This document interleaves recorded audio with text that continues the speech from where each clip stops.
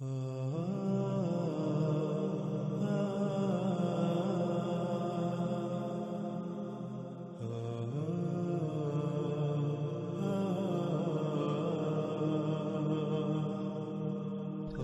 آگے رسول اللہ صلی اللہ علیہ وآلہ وسلم نے کہا اس میں کچھ شک نہیں اللہ جو ان سب سے اوپر ہے اس یوم یعنی اس مدت میں اس کے ساتھ اس سے مومنین کی حفاظت کرے گا جس کے ساتھ ملائکہ کی حفاظت کرتا ہے تسبیح سے، یعنی صرف وہی لوگ اس مدت میں دجال کے فتنے سے بچیں گے جن کا کردار ملائکہ کا سا ہوگا۔ کیا کردار؟ تسبیح۔ تسبیح کسے کہتے ہیں؟ تسبیح سباہ سے۔ سباہ کسے کہتے ہیں؟ کہ اللہ سبحانہ و تعالی جیسے ہی کوئی حکم دیں بغیر کسی ہیلے بہانے کے، بغیر کسی ہیلے حجت کے، فوراً اس بات کو، اس حکم کو تسلیم کرتے ہوئے اس کے اوپر عمل کرنا، اسی طرح کام کرنا جیسے اللہ سبحانہ و تعالی نے حکم دیا۔ تو رسول اللہ صلی اللہ علیہ وآلہ وسلم نے کہا کہ اس یوم انہی لوگوں کو بچایا جائے گا، اللہ انہی کی حفاظت کرے گا، ان مومنین کی جو تسبیح کریں گے، یعنی جو بھی اللہ نے حکم دیا، جیسے حکم دیا بالکل ویسے ہی اس کو تسلیم کرتے ہوئے اس کے اوپر عمل کریں گے۔ ان کا کھانا وہی ہوگا جس کا اللہ نے حکم دیا، ان کا پینا وہی ہوگا جس کا اللہ نے حکم دیا، یعنی کہ جو اللہ نے ہدایات دی ان کو دل سے تسلیم کرتے ہوئے جب ان کے اوپر عمل کریں گے تو ظاہراً انہیں بہت بڑی آزمائش کا سامنا کرنا پڑے گا، بڑی بڑی مشکلات کا، تکلیفات کا سامنا کرنا پڑے گا، لیکن اس کے علاوہ کسی کے پاس اور کوئی فلاح کا رستہ نہیں ہوگا۔ اور ناظرین آج ہم غور کریں، کیا بالکل وہی حالات نہیں جن کا ذکر محمد علیہ السلام نے کیا؟ کیا آج بالکل وہی سب نہیں ہو رہا؟ آج بالکل وہی حالات نہیں ہیں؟ اگر دجال کا فتنہ واضح ہوتا ہے اور اس کو ترک کرنا چاہیں، ترک کریں تو کن حالات کا سامنا کرنا پڑے گا، کیسی آزمائش کا سامنا کرنا پڑے گا۔ پھر ناظرین اس روایت میں سب سے بڑا سوال ان لوگوں کے لیے جو یہ کہتے ہیں کہ دجال ایک شخص ہے، ایک انسان ہے، تو اس روایت میں رسول اللہ صلی اللہ علیہ وآلہ وسلم نے تو دو ٹوک الفاظ میں کہا کہ وہ اللہ کا عبد ہوگا، اللہ کے عبد سے۔ اب عبد کسے کہتے ہیں؟ اب کہتے ہیں غلام کو، اللہ کا غلام۔ تو کیا دجال جو ہے وہ اللہ کا عبد ہوگا، اللہ کا غلام ہوگا؟ اس کا مطلب یہ کہ دجال تو پھر جنت میں جائے گا۔ کیوں؟ کیونکہ اللہ کا وعدہ ہے کہ اللہ اپنے عباد کو جنت میں داخل کرے گا، اللہ اپنے عباد کے اوپر عذاب نہیں لاتا، اللہ اپنے عباد جو ہیں، جو اللہ کے غلام ہیں، ان کو عذاب نہیں دیتا۔ اگر دجال ایک انسان ہے، ایک شخص ہے، تو پھر اس لحاظ سے تو وہ اللہ کا عبد اور وہ جنت میں جائے گا۔ اب یہ کیسے ممکن ہے؟ کیا کبھی ان پہلوؤں پر، ان باتوں پر کسی نے غور کیا؟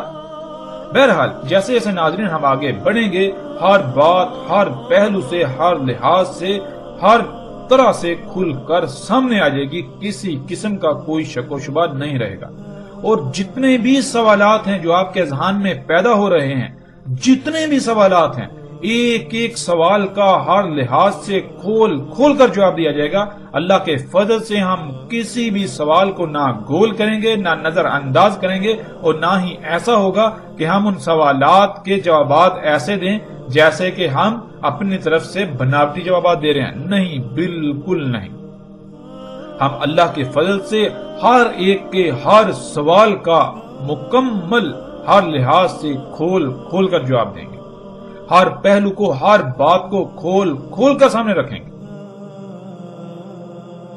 رسول اللہ صلی اللہ علیہ وآلہ وسلم نے کہا دجال کے ساتھ چمٹے رہنے کے لیے اقوام یعنی دنیا کے لوگ کہیں گے ہم اس کے ساتھ اس لیے ہیں کہ ہم یہ جان لیں کہ وہ کافر ہے اور اس وجہ سے ہم اس کے ساتھ ہیں، ہم کھاتے ہیں اس کا کھانا اور اس کے درختوں سے چرتے ہیں، پس جب اللہ کا غضب نازل ہوگا تو ان سب پر نازل ہوگا۔ ناظرین آج ہم خود اس کا مشاہدہ کرتے ہیں کہ جس پر بھی دجال کی حقیقت آشکار ہوتی ہے، جس کو بھی آگاہ کیا جاتا ہے کہ جو کچھ تم کھا رہے ہو، پی رہے ہو، جس معاشرے میں تم رہ رہے ہو، جس نظام کا ساتھ دے رہے ہو، ہوا کوئی بھی کام کرتے ہو، وہ دجال کی نصرت کا سبب بنتا ہے۔ یہ سب کا سب دجل ہے، یہ بات ماننا ان کی مجبوری ہوتی ہے کیونکہ حقیقت ہی یہی ہے، لیکن ماننے کے باوجود، حقیقت کو تسلیم کرنے کے باوجود اس نظام، اس طرز زندگی کو چھوڑنے پر یہ کہتے ہوئے تیار ہی نہیں ہوتے کہ ہم اس معاشرے میں رہتے ہوئے اس کے بارے میں مزید اچھی طرح تحقیق کر لیں، جس کے لیے ہمیں مجبوراً یہی سب کھانا پڑے گا، یہی نوکری کرنی پڑے گی، اور پھر یہ بھی بہانہ ہوتا ہے کہ جائیں تو جائیں کہاں، کھائیں تو کیا کھائیں، اس کے علاوہ اور کچھ ہے؟ اس کے علاوہ اور کچھ ہے بھی تو نہیں، اور یوں وہ اللہ کے غضب کا شکار ہوتے ہیں، اور ان قریب ایک بہت بڑا غضب جو اللہ کا نازل ہونے ہی والا ہے، ایسے لوگ بھی اس غضب کا شکار ہوں گے، اس عذاب کا شکار ہوں گے۔ رسول اللہ صلی اللہ علیہ وآلہ وسلم نے کہا، اس میں کچھ شک نہیں کہ وہ دجال آدم ہوگا۔ ناظرین، آدم کسے کہتے ہیں؟ آدم کے معنی زمین کے خون کے ہیں۔ زمین کے خون سے ہی اللہ سبحانہ وتعالی نے سب سے پہلے بشر کو خلق کیا، اسی وجہ سے پہلے بشر کا اسم آدم تھا۔ قرآن میں اللہ سبحانہ وتعالی نے تین کا بھی ذکر کیا، لیکن تین زمین کے عناصر کو کہا جاتا ہے۔ جب زمین کے عناصر کو کیمیائی عوامل سے گزارا، جس کا قرآن میں ذکر ہے، من سلسال من حماء مسنون، تو آدم وجود میں آیا، یعنی زمین کا خون جسے آج ہم خام تیل کا نام دیتے ہیں، وہ وجود میں آیا، اور اسے بھی اللہ سبحانہ وتعالی نے تین کا، اور اسی سے اللہ سبحانہ وتعالی نے بشر آدم کو خلق کیا، اور تمام بنی آدم کو بھی اسی سے خلق کیا۔ اس لیے تمام انسانوں کو بنی آدم کہا جاتا ہے کہ جس سے تمام انسان وجود میں آئے۔ تمام کے تمام انسان نہ صرف آدم بشر کی نسل ہیں، بلکہ زمین کے خون جو کہ آدم ہے سے وجود میں آتے ہیں، وجود میں آ رہے ہیں اور وجود میں آئے۔ مزید آسانی سے سمجھنے کے لیے اگر ہم اپنی ہی ذات میں غور و فکر کریں تو ہم پر واضح ہو جائے گا کہ اللہ سبحانہ وتعالی نے ہمیں زیر زمین موجود خام تیل سے خلق کیا، جیسے کہ پیچھے بھی تفصیل کے ساتھ یہ بات گزر چکی ہے، ان موضوعات پر پیچھے مفصل بات ہو چکی ہے۔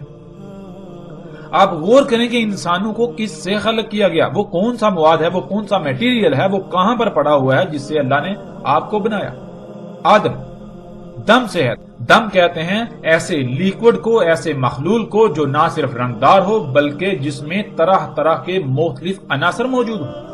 اور آدم کہتے ہیں زمین کے اندر موجود اس رنگدار مخلول کو جس کے اندر طرح طرح کے مختلف عناصر موجود ہوتے ہیں، اور آج ہم اسے خام تیل کہتے ہیں۔ اسی سے اللہ سبحانہ وتعالی نے پہلے بشر کو خلق کیا تھا، اسی وجہ سے پہلے بشر کو آدم کہا گیا، اور اسی سے تمام کے تمام انسانوں کو خلق کیا گیا، جتنے بھی بشر ہیں ان کو خلق کیا گیا۔ اس لیے سب کے سب کو بنی آدم، یعنی بنی کہتے ہیں جس سے بنایا گیا، اور آدم کہتے ہیں زمین کے خون۔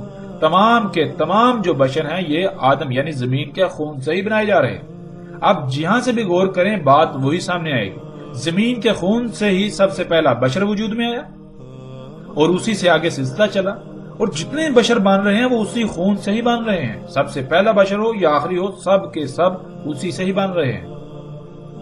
اب ناظرین، جب ہم اس روایت میں غور کریں اور دیکھیں، اس روایت میں رسول اللہ صلی اللہ علیہ وآلہ وسلم نے آدم کو دجال کہا کہ اس میں کچھ شک نہیں، بلا شک و شبہ وہ جو دجال ہوگا وہ کون ہوگا؟ وہ آدم ہوگا۔ تو ناظرین، کیا یہاں آدم سے مراد آدم علیہ السلام ہے؟ کیا آدم علیہ السلام دجال ہیں؟ کیا کبھی آپ نے غور کیا؟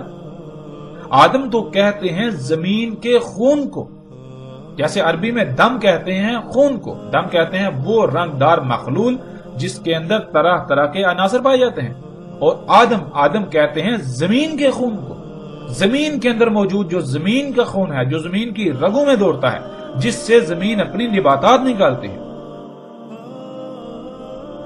رسول اللہ صلی اللہ علیہ وآلہ وسلم نے کہا اس میں کچھ شک نہیں کہ آئے گا دجال نہر کو امر کرے گا کہ بہہ پڑ، پس وہ بہہ پڑے گی، پھر اسے حکم دے گا کہ پلٹ، پس وہ پلٹے گی، یعنی امر کرے گا کہ بہنا رک جا، پس وہ بہنا رک جائے گی، پھر اسے حکم دے گا یعنی امر کرے گا کہ خشک ہو جا، وہ خشک ہو جائے گی۔ ناظرین، آج یہ تمام کے تمام مناظر ہم اپنی آنکھوں سے دیکھ رہے ہیں۔ کہ ڈیم بنا کر جب چاہے نہروں کو جاری کیا جاتا ہے اور جب چاہے پانی روک کر ان کا بہنا بند کر دیا جاتا ہے، اور چاہے تو یہاں تک کہ وہ خشک ہو جائیں مگر پانی نہ چھوڑا جائے۔ تو ایسا ہی ہوتا ہے اور نہریں خشک پڑی رہتی ہیں۔ اور یہ سب کا سب کیسے ممکن ہوا؟ یہ سب کا سب آج اسی ٹیکنالوجی، انہی ایجادات سے ممکن ہوا۔ جن ڈیموں کو انسان اپنے لیے مسیحا یعنی فائدے مند سمجھتے ہیں کہ ان سے نہری نظام چلتا ہے اور بجلی وغیرہ پیدا ہوتی ہے، جو کہ آج دنیاوی زندگی میں ایک ستون کی حیثیت رکھتی ہے، بنیادی ستون، اور پھر انہی ڈیموں کی وجہ سے سیلابوں سے محفوظ رہتے ہیں، لیکن یہ سوائے دجل یعنی دھوکے کے کچھ بھی نہیں۔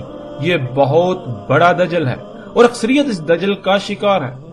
ناظرین، کبھی ہم نے اس بات میں غور کیا کہ جب ڈیم نہیں تھے تب دنیا میں کتنے سیلاب آتے تھے، اور آج سیلابوں کی تعداد اور ان سے ہونے والی تباہی کتنی ہے؟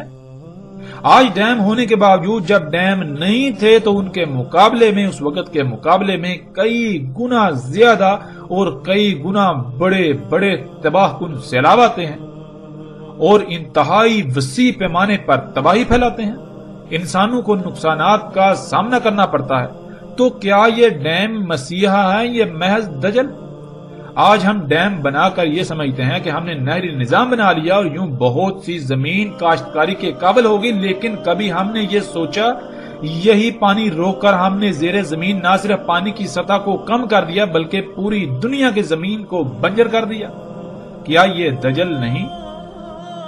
جن ڈیموں کو انسان اپنے لیے مسیحا سمجھتے ہیں ان سے نہری نظام کے ذریعے اچھی فصل ہوتی ہے، لیکن وہی ان سے لاکھوں نہیں کروڑوں گنا زیادہ فصل تباہ و برباد ہو جاتی ہے، کیونکہ انہی ڈیموں کی وجہ سے زیر زمین پانی کی سطح انتہائی کم ہو کر زمین پھر فصلیں پیدا کرنے کے قابل ہی نہیں رہتی اور نہیں رہی۔ پھر کھادوں کے ذریعے ایسی فصلیں اگائی جاتی ہیں جو دیکھنے میں بہت بڑی لگتی ہیں لیکن حقیقت میں وہ لا تعداد بیماریوں کا منبع ہوتی ہیں۔ کیا یہ دجل نہیں؟ کبھی آپ نے سوچا ڈیموں کے ذریعے پانی روکنے سے زمین پر اللہ کی کتنی ہی مخلوقات ہیں جو پانی نہ ملنے سے تڑپ تڑپ کر موت کا شکار ہو جاتی ہیں اور دڑا دڑ موت کا شکار ہو رہی ہیں؟ کیا کبھی یہ سوچا؟ کیا کبھی اس پہلو پر غور کیا؟ ان مخلوقات کا آپ کے ساتھ اور باقی کائنات کے نظام کے ساتھ کیا تعلق ہے؟ ان کی ہلاکت سے کائنات میں کیا فساد ہوگا؟ کیا ہلاکتیں آئیں گی؟ کن تکالیف سے باقی مخلوقات کو سامنا کرنا پڑے گا؟ کیا ان باتوں میں کبھی کسی نے غور کیا؟ کیا کبھی آپ نے یہ سوچا کہ یہ زمین جو کہ ایک مشین کی مانند ہے اور اس کی تمام مخلوقات پرزوں کی مانند ہیں، اور جب ہم اس مشین کے لا تعداد پرزوں کو ناکارہ بنا دیں گے تو اس زمین کا حال کیا ہوگا؟ کیا کبھی کسی نے یہ سوچا؟ تو کیا پھر زلزلے نہ آئیں، موسموں میں تباہ کن تبدیلیاں واقع نہ ہوں، سیلاب نہ آئیں، طوفان نہ آئیں، خوراک اور پانی میں کمی واقع نہ ہو، طرح طرح کی بیماریاں نہ آ گریں؟ کیا کبھی کسی نے یہ بات سوچی؟ کیا کبھی کسی نے ان پہلوؤں پر سوچا؟ کبھی غور کیا کہ یہ ہمارے لیے مسیحا ہیں یا پھر ہم صرف اور صرف اس کے دجل کا شکار ہو کر اسی شاخ کو دن رات کاٹنے میں مگن ہیں جس پر ہم خود بیٹھے ہوئے ہیں؟ رسول اللہ صلی اللہ علیہ وآلہ وسلم نے کہا، نکلے گا دجال کوسی سے، اس کو جانا جاتا تھا تم سے پہلے، کہا جائے گا اسے کوسی، کثیرۃ الصباح۔ جواب ملا ہاں، کہا وہیں سے دجال نکلے گا۔ صباح ناظرین کہتے ہیں کھادیں، نباتات اگانے والے اجزاء و عناصر، کیمیکلز وغیرہ، یعنی وہ عناصر، وہ اجزاء جو زمین کو اگانے پر مجبور کرتے ہیں۔ یعنی زمین پر ہم سے پہلے جو قومیں آباد تھیں اور اپنے ہی کرتوتوں کے سبب ہلاک ہوئیں، وہ اس زمین کو کوسی کہتے تھے جس میں کھادیں ڈالی جاتی تھی اور ایسے کیمیکلز، ایسے اجزاء یا ایسے عناصر وغیرہ ڈالے جاتے تھے جن سے فصلیں اگائی جاتی تھی۔ کھادوں کے ڈالنے سے جو فصل اگتی تھی وہ دجال تھا، یعنی ایسی فصل محض دھوکہ ہے۔ کھادوں سے اگائی جانے والی فصلیں دیکھنے میں، نظر آنے میں تو بہت زبردست لگتی ہیں، فصلیں دیکھنے میں اچھی اور بہت زیادہ ہوتی ہیں، لیکن حقیقت یہ ہوتی ہے کہ اس فصل کا ظاہری پہلو تو بھلا ہوتا ہے لیکن اس کا باطن بیماریوں سے بھرا ہوتا ہے۔ یہی تو دجل ہے کہ ایک رخ جو سامنے والا ہے وہ تو بہت زبردست ہے، لیکن جو دوسرا پوشیدہ رخ ہے وہ عیبدار، نامکمل اور نقائص سے بھرا پڑا ہے۔ ایسی فصل کا استعمال کرنے والے برکت سے محروم اور طرح طرح کی بیماریوں، خامیوں اور نقائص کا شکار ہوں گے۔ ایسی فصلوں کو کھانے سے لا تعداد مخلوقات اموات کا شکار ہوں گی، ہلاکتوں کا شکار ہوں گی، ان کو نقصانات کا سامنا کرنا پڑے گا، دنیا میں فساد عظیم ہوگا۔ رسول اللہ صلی اللہ علیہ وآلہ وسلم نے کہا، نکلے گا دجال حمار پر، رجسن علی رجس۔ سب سے پہلے دجال کے حمار کو سمجھ لیجئے، اور اسے سمجھنے سے پہلے اللہ کے حمار یعنی گدھے کو سمجھنا ہوگا۔ اللہ سبحانہ وتعالی کا حمار، گدھا، وہ ہے جو اللہ سبحانہ وتعالی نے خلق کیا اور اسے انسان کے لیے خلق کیا تاکہ انسان اس پر سواری کرے اور اپنے سامان کو منتقل کرنے میں آسانی ہو، تجارتی مقاصد کے لیے بھی، مال کی منتقلی کے لیے بھی، مشقت کے لیے بھی استعمال کیا جائے۔ یہ ہے اللہ کا حمار یعنی اللہ کا گدھا۔ اب آتے ہیں دجال کے حمار یعنی دجال کے گدھے کی طرف۔ جب بھی دجال کے حمار کا ذکر ہوتا ہے تو فوراً ذہن میں یہ آتا ہے کہ جیسے کوئی مخصوص شخص ہوتا ہے، مثلا اس کا نام عمران ہے تو اس نے ایک گدھا خریدا جو عمران کا گدھا کہلائے گا، حالانکہ اس کے علاوہ لاکھوں کروڑوں گدھے دنیا میں موجود ہیں، لیکن صرف وہ ایک ہی گدھا عمران کا کہلائے گا۔ بالکل دجال کے بارے میں یہی نظریہ قائم ہے جو کہ انتہائی جاہلانہ اور گمراہ کن ہے۔ ہمیں کبھی بھی یہ بات نہیں بھولنی چاہیے کہ دجال رب بنے گا، یعنی دجال اللہ کے مقابلے پر ایسی ذات ہوگی جو وہ سب کام کرے گی جو اللہ سبحانہ وتعالی کے کرنے والے ہیں، اور وہ ذات اللہ کے مقابلے پر وہ سب کام کرے گی۔ دجال کے حمار یعنی گدھے کا مطلب یہ ہے کہ جس مقصد کے لیے انسان دجال کے نکلنے سے پہلے اپنے اصل رب اللہ سبحانہ وتعالی کا خلق کیا ہوا حمار یعنی گدھا استعمال کرتے تھے، دجال اسی مقصد کے لیے اللہ سبحانہ وتعالی کے خلق کیے ہوئے اس ذریعے یعنی گدھے سے احسن ذریعہ یعنی گدھا خلق کرے گا، اور جو لوگ اللہ کے گدھے کی بجائے دجال کے خلق کیے ہوئے گدھے کو استعمال کریں گے وہی ان کا دجال کو اپنا رب تسلیم کرنا ہوگا، کیونکہ رب وہی ذات ہوتی ہے جس پر کسی بھی معاملے میں توکل کیا جائے، یعنی کوئی بھی ضرورت پیش آئے تو جس کی خلق کردہ شے کو استعمال کر کے اپنی ضرورت کو پورا کیا جائے وہی رب کہلاتا ہے۔ یہاں تک ہمارے لیے نہ صرف دجال کا حمار واضح ہو گیا بلکہ دجال کے بارے میں مزید واضح ہو گیا کہ دجال کسی مخصوص شخصیت کا نام نہیں بلکہ دجال ایسی ہی کسی ذات کا نام ہے جیسے اللہ سبحانہ وتعالی کی ذات ہے۔ جو کام اللہ سبحانہ وتعالی کرتے ہیں وہی کام جو بھی اللہ کے مقابلے پر کرے گا وہ ذات دجال کہلائے گی، اور آج وہ سب کچھ اللہ کے مقابلے پر ہو رہا ہے جو آج سے پہلے صرف اللہ سبحانہ وتعالی ہی کرتا تھا، اور آج یہ سب کچھ صرف اور صرف ٹیکنالوجی سے ہی ممکن ہوا، انہی مشینوں انہی ایجادات سے ممکن ہوا، اور یہی سب دجال ہے، یعنی یہی ایجادات ہیں، یہی مشینیں ہیں، یہی ٹیکنالوجی ہی ہے کہ انسان ہر معاملے میں اللہ کی بجائے اسی پر توکل کرتا ہے، یعنی اللہ کی بجائے اسے اپنا رب بنائے ہوئے ہے۔ ناظرین، آپ آتے ہیں روایت کی طرف۔ رجس کہتے ہیں اسے جو انسان کو کسی بھی معاملے میں اللہ کی بجائے اپنے اوپر توکل کرنے پر مائل کرے یا مجبور کر دے۔ مثلا ناظرین، آج جو گاڑیاں موجود ہیں، جب یہ گاڑیاں موجود نہیں تھی تو انسان کے لیے سواری کے ذرائع صرف گدھے، گھوڑے، خچر اور اونٹ وغیرہ تھے۔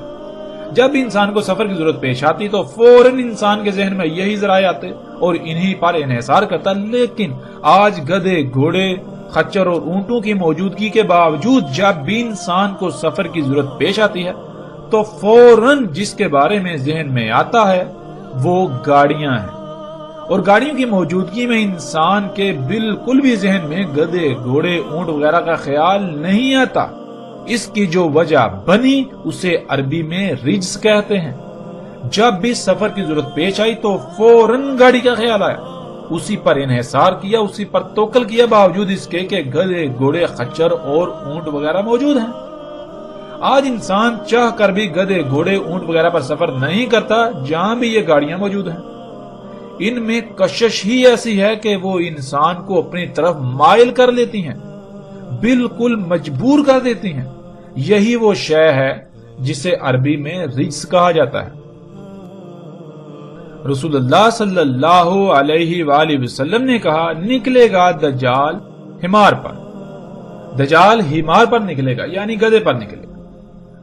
مطلب یہ کہ دجال کی ابتدا گدھے سے ہوگی، یعنی اللہ کے مقابلے پر جو شے سب سے پہلے خلق ہوگی اور وہ دجال اکبر ہوگا، وہ سواری کا ذریعہ ہوگی۔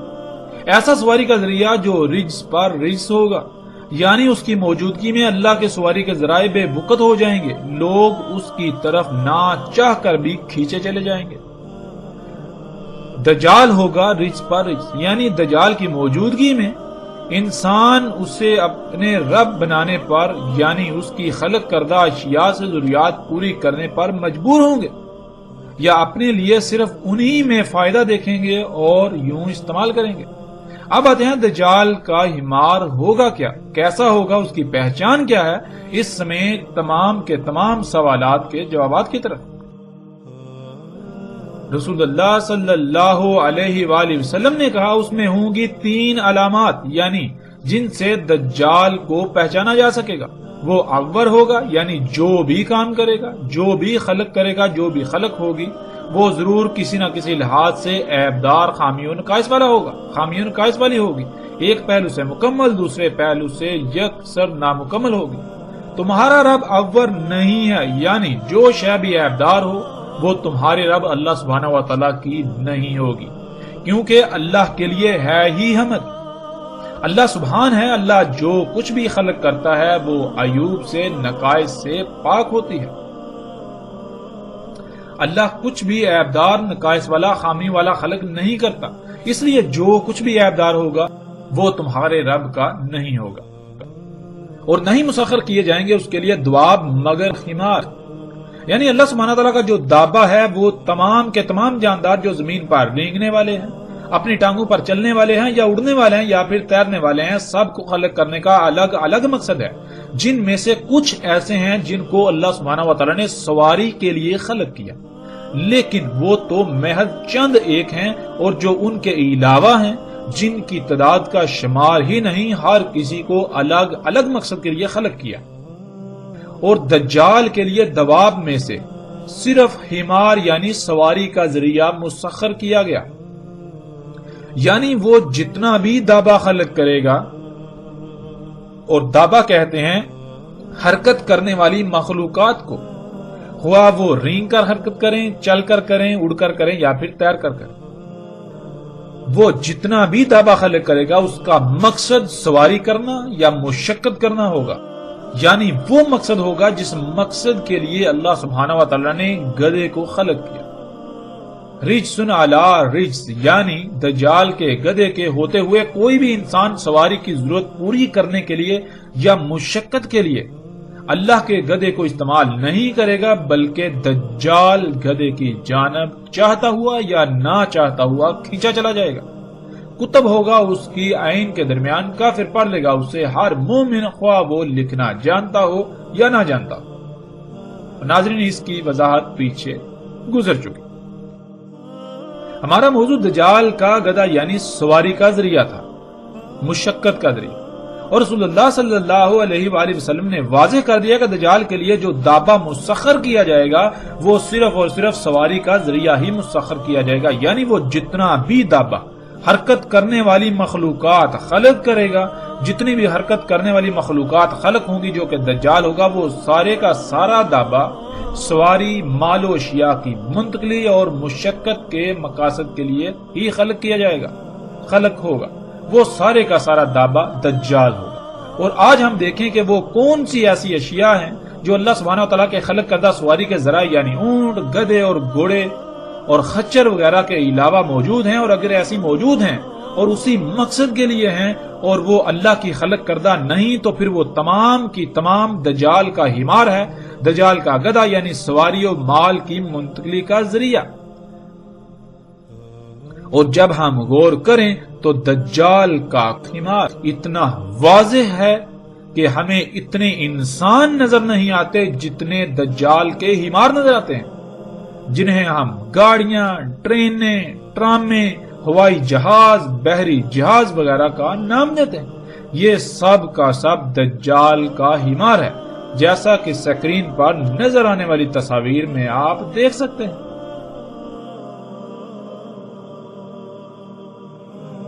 رسول اللہ صلی اللہ علیہ وآلہ وسلم نے کہا، جان لو اس میں کچھ شک نہیں، دجال ہوگا۔ اس کی لمبائی 40 گز ہوگی پہلے گز سے، اس کے نیچے ہوگی بوجھ اٹھا کر چلنے والی چاند جیسی سواری۔ جیسے چاند زمین کے گرد گھومتا ہے، اسی طرح دجال کا گدھا یعنی بوجھ اٹھا کر چلنے والی سواری بھی زمین کے گرد فضا میں سفر کرے گی۔ لمبے ہوں گے اس کے سب کان، اس کے کانوں سے 30 گز۔ اس کے گدھے کے ایک کھر سے دوسرے کھر کے درمیان جو فاصلہ ہوگا وہ دن اور رات کا فاصلہ ہوگا۔ زمین اس کے لیے سکیڑ یعنی لپیٹ دی جائے گی، یعنی سالوں کا سفر دنوں، گھنٹوں اور منٹوں میں طے کرے گا، انتہائی تیز رفتاری سے۔ اپنے ید یعنی اپنی قوت سے بادلوں کو چھوئے گا، ان سے اوپر نکل جائے گا اور سورج پر سبقت لے جائے گا اس کے چھپنے کی طرف۔ اس کے آگے دھوئیں کا پہاڑ اور پیچھے سرسبز پہاڑ ہوگا۔ چیخے گا آواز کے ساتھ، اس کی آواز کو سن لیں گے جو بھی اس کے پروں کے ساتھ زمین سے اڑنے کے مقام سے لے کر واپس زمین پر نیچے اترنے کے مقام کے درمیان آئیں گے، یعنی ٹیک آف سے لینڈنگ تک کے درمیان آنے والے سب لوگ اس کی چیخنے کی آواز کو سنیں گے۔ ناظرین، یہ واحد ہوائی جہاز ہی ایسی شے ہے جس میں یہ تمام کی تمام خصوصیات پائی جاتی ہیں۔ ذرا تصور کریں کہ جب ان چیزوں کا کوئی تصور تک بھی نہیں کیا جا سکتا تھا، اگر اس وقت کسی نے ان اشیاء کے بارے میں بتانا ہوتا تو کیسے الفاظ میں بتایا جاتا؟ یقیناً ان الفاظ سے بہتر اور کوئی الفاظ نہیں ہو سکتے، اس لیے ان الفاظ کا اگر کوئی مصداق ہے تو یہی موجودہ ہوائی جہاز ہیں، اور اگر یہ نہیں تو پھر ایسا کچھ بھی نہیں آئے گا یہاں تک کہ ساتھ بھی قائم ہو جائے گی۔ یہ جہاز ہی ہیں جن کے کانوں کی لمبائی اتنی ہی ہوتی ہے۔ اس روایت کے علاوہ مختلف روایات میں کانوں کی لمبائی بھی مختلف آئی ہے، کہیں پر 70 گز تو کہیں پر 40، کہیں ان سے بھی کم یا زیادہ کا ذکر ہوا۔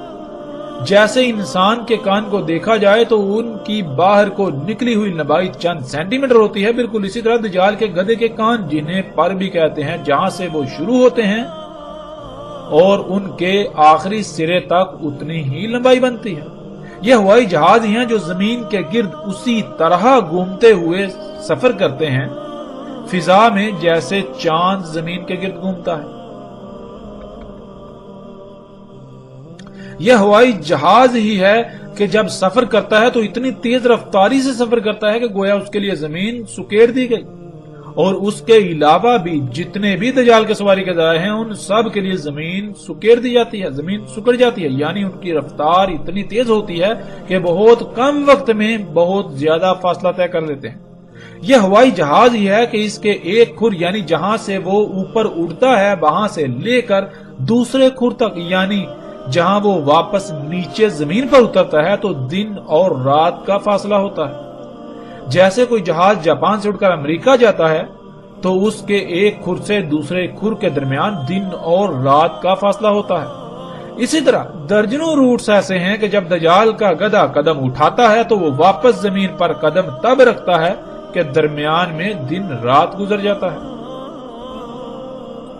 ناظرین، یہی جہاز ہی ہے جو اپنی قوت کے ساتھ نہ صرف بادلوں کو چھوتا ہے بلکہ ان سے اوپر نکل جاتا ہے۔ ناظرین، یہ جہاز ہی ہے جب یہ اڑتا ہے تو اس کے سامنے غیر معمولی مقدار میں دخان یعنی طرح طرح کی گیسیں ہوتی ہیں، اس کے پیچھے سرسبز پہاڑ ہوتے ہیں، یعنی زمین کے جو سرسبز پہاڑ ہیں وہ اس کے پیچھے ہوتے ہیں اور بادلوں کے پہاڑ اس کے آگے ہوتے ہیں۔ اور آج موجودہ دور میں بہت بڑی مقدار میں فیکٹریوں اور گاڑیوں وغیرہ سے خارج ہونے والے طرح طرح کے زہریلی دھوئیں سے آسمان یعنی فضا بھر چکی ہے۔ یوں سامنے نہ صرف بادلوں کا پہاڑ جو بالکل دھوئیں کی طرح نظر آتا ہے وہ ہوتا ہے، بلکہ سامنے حقیقی دھوئیں کا پہاڑ ہوتا ہے، یعنی غیر معمولی مقدار میں دخان ہوتا ہے، طرح طرح کی زہریلی گیسیں ہوتی ہیں یا طرح طرح کی مختلف گیسیں ہوتی ہیں، غیر معمولی مقدار میں دھواں۔ ناظرین، یہ جہاز ہی ہے جو مسلسل زوردار اور گرجدار آواز میں چیختا ہے، اور اس کے اڑنے کے مقام سے لے کر واپس نیچے اترنے تک کے درمیان سب لوگ اس کی گرجدار آواز کو سن لیتے ہیں، اور سکرین پر نظر آنے والی تصاویر میں آپ ایک ایک منظر کو اپنی آنکھوں سے دیکھ سکتے ہیں۔ رسول اللہ صلی اللہ علیہ وآلہ وسلم نے کہا، سمندر میں تیرے گا تو سمندر اس کے ٹخنوں تک ہوگا۔ ناظرین، یہ مناظر بھی آپ اپنی آنکھوں سے دیکھ سکتے ہیں۔ یہ دجال کا حمار جو بڑے بڑے سمندری جہاز ہیں، بحری جہاز، جب یہ سمندر میں داخل ہوتے ہیں، سمندر میں تیرتے ہیں تو پانی بالکل ان کو ایسے ہوتا ہے جیسے کہ آپ کسی چھوٹی سی پانی کی نالی میں داخل ہو جائیں تو پانی آپ کے ٹہنوں تک ہو۔ پھر آگے رسول اللہ صلی اللہ علیہ وآلہ وسلم نے کہا، پکارے گا آواز کے ساتھ، اس کی آواز سنیں گے جو اس کے اڑنے سے لے کر واپس نیچے زمین پر اترنے کے درمیان ہوں گے۔ کہے گا، اے میرے مشن میں میرے معاونین، میری طرف کھینچے چلے آؤ، پس میں ہی ہوں وہ جس نے تمہیں خلق کیا، پس تمہاری جو ضروریات تھیں وہ سب خلق کیا، اور میں ہی ہوں جس نے قدر میں کر دی رہنمائی، یعنی تم دنیا میں کس مقصد کے لیے ہو، تمہیں کس مقصد کے لیے خلق کیا گیا اور وہ مقصد کیسے پورا ہوگا۔ وہ میں ہی ہوں جس نے تم پر وہ مقصد واضح کیا، اور میں تمہارا رب ہوں، سب سے اوپر والا۔ ناظرین، یہی جہاز جب اڑتا ہے تو اڑنے سے لے کر واپس نیچے زمین پر اترنے کے درمیان ہر سٹاپ پر آواز لگاتا ہے، اعلانات کیے جاتے ہیں، فلاں وقت روانگی ہے، گیٹ کھل گیا، جہاز میں سوار ہو جائیے، وغیرہ وغیرہ۔ اور اس کے اڑنے سے لے کر نیچے اترنے تک نہ صرف اس کے اندر موجود سب لوگ اس کی آوازیں سنتے ہیں، بلکہ جب یہ سفر کر رہا ہوتا ہے تو اتنی اونچی گرجدار آواز پیدا کرتا ہے کہ سب کے سب لوگ جو بھی اس کے اڑنے سے لے کر واپس اترنے کے درمیان آتے ہیں وہ سب ہی اس کی گرجدار آواز کو سنتے ہیں اور اس کی طرف متوجہ ہو جاتے ہیں۔ یہی ٹیکنالوجی، یہی ایجادات ہیں جو آج سب کچھ خلق کر رہی ہیں، جن سے آج سب کچھ خلق ہو رہا ہے۔ حتیٰ کہ انسان جس نطفے سے وجود میں آیا اور آ کر پروان چڑھ رہے ہیں، وہ سب کا سب رزق اسی ٹیکنالوجی کا پیدا کرتا ہے، اسی ٹیکنالوجی سے خلق کرتا ہے۔ اور جب انسانوں نے اسے اپنا رب بنایا ہوا ہے تو پھر دنیا میں انسانوں کی اکثریت کو یہ علم ہی نہیں کہ انہیں کس مقصد کے لیے خلق کیا گیا، بلکہ ہر ایک کے سامنے یہی مقصد ہے کہ وہ دنیا زیادہ سے زیادہ کمائے، یہی ٹیکنالوجی حاصل کرے، یہی اشیاء حاصل کرے، یہی ایجادات کرے، یہی طرح طرح کی مشینیں حاصل کرے، مختلف آسائشوں، سہولتوں اور آسانیوں کے نام پر۔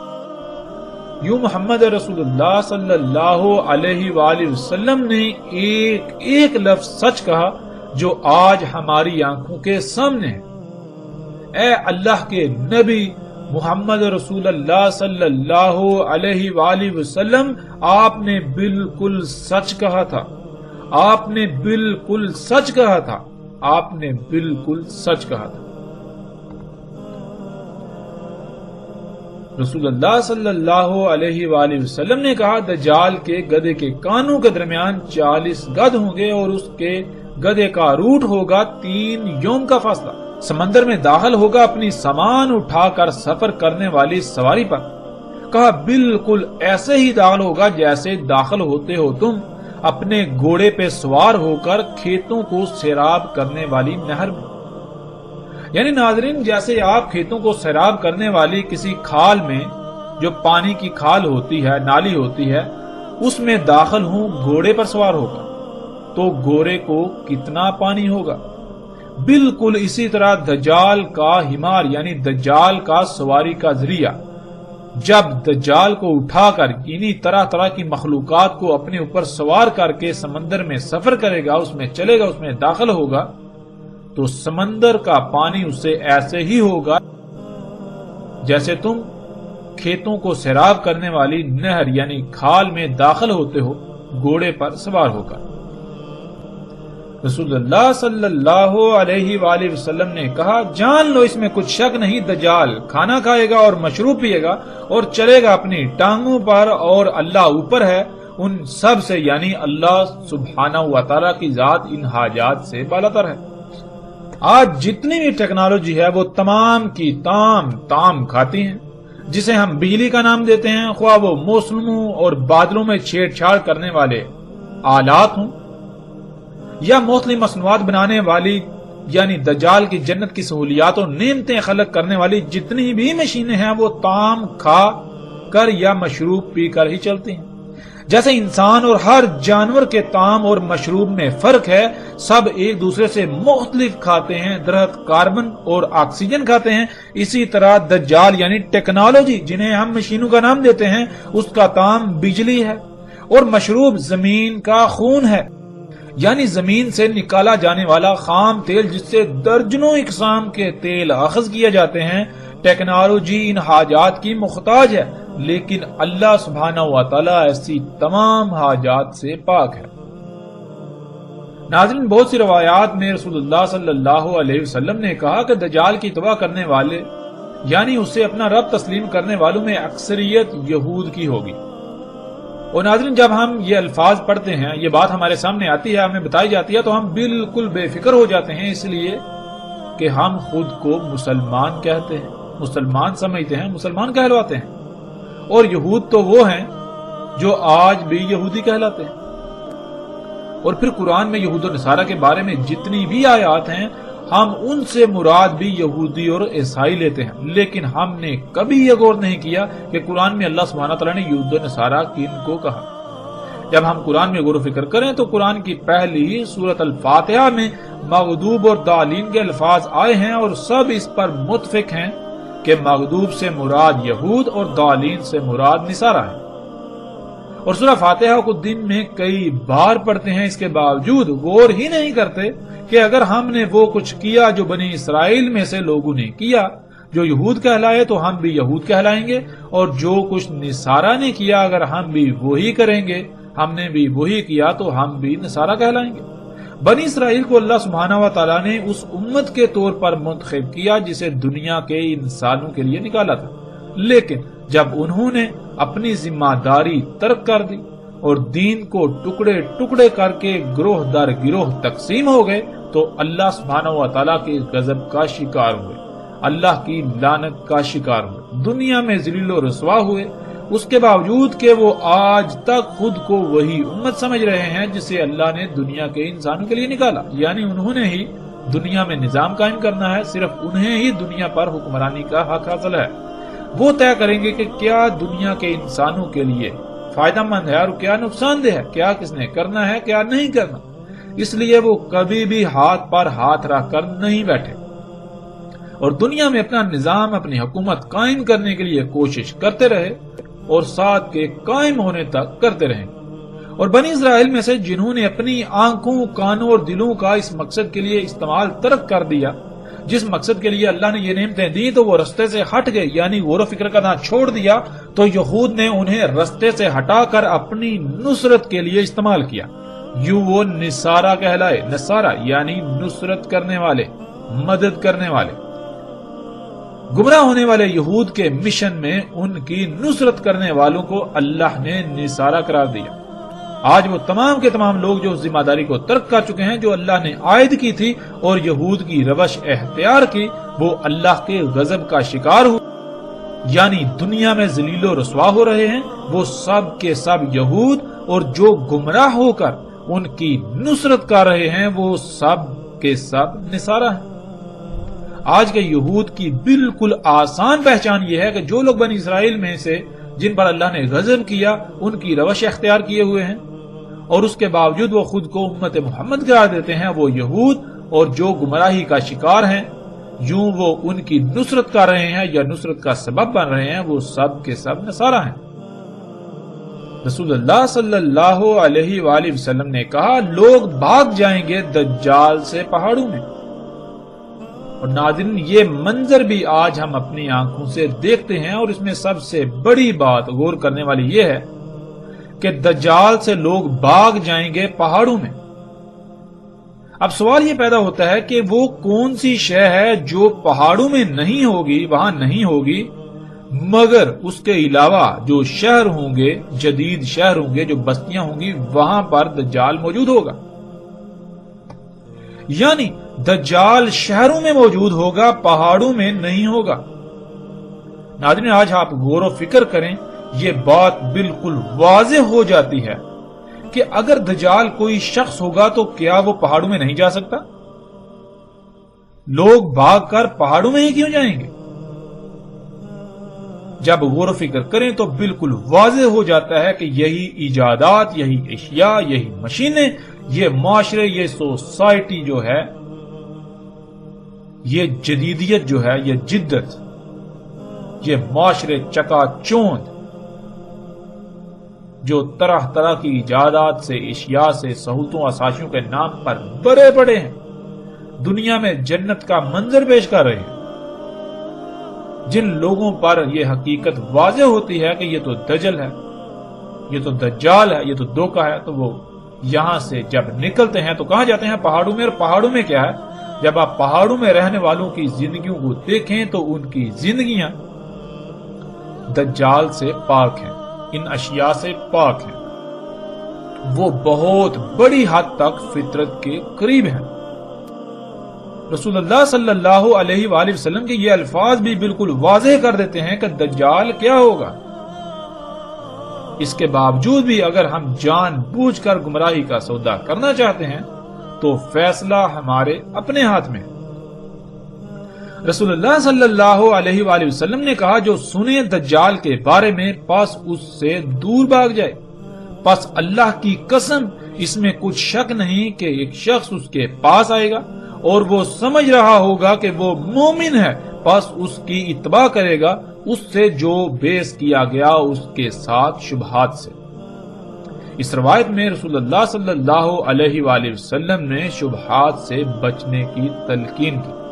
شبہات انہیں کہتے ہیں جو نہ ہی واضح حلال اور نہ ہی واضح یعنی کہ بالکل ہر لحاظ سے کھلم کھلا حرام ہو، یعنی درمیان کی اشیاء جن کے بارے میں علم نہ دیا گیا ہو۔ اور دجال کھڑا کیا جائے گا، یعنی دجال سامنے لایا جائے گا شبہات سے، یعنی ایسی اشیاء جن کے بارے میں انسانوں کے پاس علم نہیں ہوگا، اور وہ ہوں گی تو حرام، لیکن ان پر حلال کا لبادہ چڑھا ہوگا یا حلال کا لبادہ چڑھا کر پیش کیا جائے گا۔ یوں انسان ان اشیاء کے دجل کا شکار ہو کر اللہ کا کفر کرے گا اور دجال کو اپنا رب بنا لے گا۔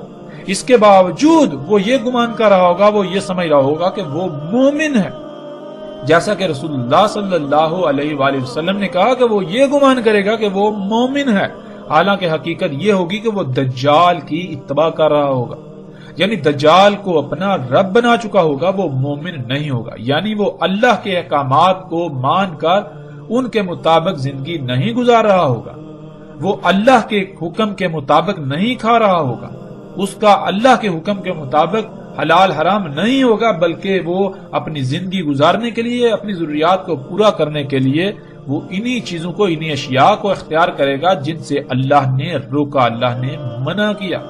اللہ نے تو فطرت پر قائم ہونے کا حکم دیا اور وہ فطرت کے برعکس انہی اشیاء پر توکل کرے گا، انہی سے اپنی ضروریات پوری کرے گا۔ اس کے باوجود وہ خود کو مومن سمجھ رہا ہوگا، یعنی کہ میں جو کچھ بھی کر رہا ہوں وہ اللہ کا حکم ہے اور میں اللہ کے حکم کے مطابق کر رہا ہوں۔ اللہ نے حکم دیا فطرت پر قائم ہونے کا، تو غور کریں کیا آپ فطرت پر قائم ہیں؟ حضرت مومن تو کہتے ہیں ایمان لا کر، یعنی حکم کو، بات کو مان کر عمل کرنا، بالکل اس طرح جیسے عمل کا حکم دیا گیا، جو بھی اللہ نے حکم دیا اس پر عمل کرنے والا۔ اور انسان ایسے ہوں گے کہ وہ گمان تو کریں گے کہ وہ مومن ہے، یعنی وہ وہی کر رہے ہیں جس کا اللہ نے حکم دیا، لیکن ایسا کچھ نہیں ہوگا. وہ دجال کی اتباع یعنی دجال کے پیچھے پڑے ہوں گے. جیسے مثال کے طور پر اللہ نے مرغی حلال کی تھی، لیکن اللہ سبحانہ و تعالیٰ نے یہ شرط بھی عائد کر دی کہ حلال طیب بھی ہونا چاہیے. اگر کوئی شے حلال ہے مگر طیب نہیں تو پھر وہ حلال نہیں بلکہ حرام ہو جائے گی. اور آج کیا کیا جا رہا ہے کہ اکثریت آج مرغی کھا رہی ہے اور مومن ہونے کا دعویٰ بھی کرتی ہے. حالانکہ حقیقت یہ ہے کہ وہ مرغی جو اللہ نے حلال کی طیب کی شرط پر، وہ آج طیب ہے ہی نہیں، اور نہ ہی وہ اللہ کی خلق کردہ ہے، بلکہ وہ تو ٹیکنالوجی سے خلق کردہ ہے اور اسی سے پروان چڑھائی گئی. غور کریں کہ مرغی کے وجود میں آنے کا اللہ نے کون سا قانون وضع کیا. اس ٹیکنالوجی کے وجود میں آنے سے پہلے مرغی کیسے وجود میں آتی تھی، کیسے پروان چڑھتی تھی، کیسے انڈے دیتی تھی؟ کیا آج عین اسی قانون کے مطابق پیدا ہو رہی ہے، اسی طرح پروان چڑھ رہی ہے، وہی رزق کھا رہی ہے؟ تو پھر تو حلال ہے. اگر ویسا نہیں ہے تو پھر یہ کیسے حلال ہو سکتی ہے؟ تو ایسے لوگ خود کو مومن تو سمجھتے ہیں لیکن اتباع دجال کی کر رہے ہیں. بالکل یہی مثال کسی بھی معاملے میں لے لیں تو حق کھل کر واضح ہو جائے گا کہ جو کچھ بھی کیا جا رہا ہے، جو کچھ بھی استعمال کیا جا رہا ہے، آیا وہ فطرت ہے یا پھر اس کے برعکس اس کی ضد مصنوعی؟ آیا اس کا خالق اللہ ہے یا پھر کوئی اور؟ یا پھر اس کی تخلیق میں اللہ کے ساتھ اوروں کو بھی شریک کیا گیا؟ اللہ کی مخلوقات میں، اللہ کی تخلیقات میں چھیڑ چھاڑ کی گئی، ان میں مداخلت کی گئی، جیسا کہ آج سب کچھ کیا جا رہا ہے. اللہ کی ہر خلق میں مداخلت کی جا رہی ہے. جسے شرک اکبر کہا گیا وہ شرک کسی کو نظر آ ہی نہیں رہا، جسے فساد کہا گیا وہ کسی کو نظر آ ہی نہیں رہا. اور ان سب کی وجوہات کیا ہیں یا پھر اس کی سب سے بڑی وجہ کیا ہے؟ اب ناظرین آگے وہ وجہ سامنے آئے گی کہ ایسا کیوں ہوا، کیوں لوگوں نے، انسانوں کی اکثریت نے دجال کو اپنا رب بنا لیا، کیوں دنیا آج اس حالت کو پہنچی، کیوں دنیا کی آج ہر مخلوق فساد زدہ ہو چکی ہے، ہر شے عیب دار ہو چکی ہے. اس کی اصل اور بنیادی وجہ کیا ہے؟ آگے اس پر بات ہوگی.